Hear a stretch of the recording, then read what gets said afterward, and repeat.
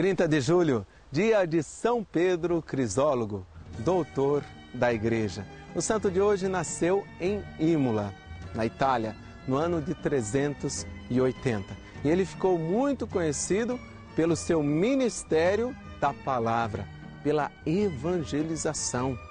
Tanto assim que no século IX ele recebeu como que este reconhecimento, este quase que apelido, Crisólogo, que significa homem da palavra de ouro.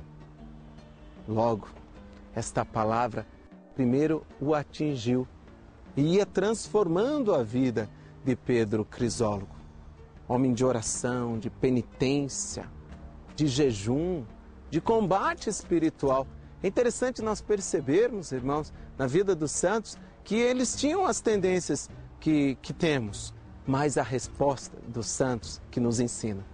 Respostas corajosas de quem, com humildade, reconhece a natureza humana frágil ou ainda fragilizada pela realidade do pecado original, tentada pelo inimigo, mas os santos, eles nos ensinam que é preciso dar uma resposta de radicalidade em quê?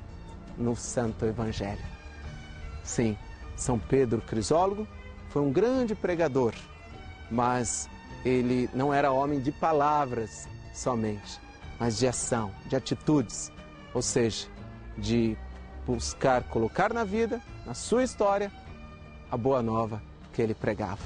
Essa boa nova que é de misericórdia, de amor, de santidade. São Pedro Crisólogo, numa altura de sua vida, ele se retirou num convento para se ofertar no silêncio. Mas, com a morte do bispo de Ravenna, foram buscar o santo. Escolheram o santo. E ele aceitou, porque os santos, por mais que tivessem projetos pessoais, com ótimas intenções, como ele teve, se retirando naquele convento, mas eles sempre se abriram a um querer maior, que é o querer de Deus. Ser santo é fazer a vontade de Deus. Quem entra nessa nossa cultura, na verdade, de um individualismo, do centrar-se no próprio eu, o mais importante é a minha vontade, olha, por mais que queira, até fale ou até pregue, nunca será santo. São Pedro Crisólogo nos ensina com a própria vida a eficácia do Evangelho. Quer seguir Jesus? Primeira coisa, renúncia de si mesmo. Isto é combate, isto é cruz.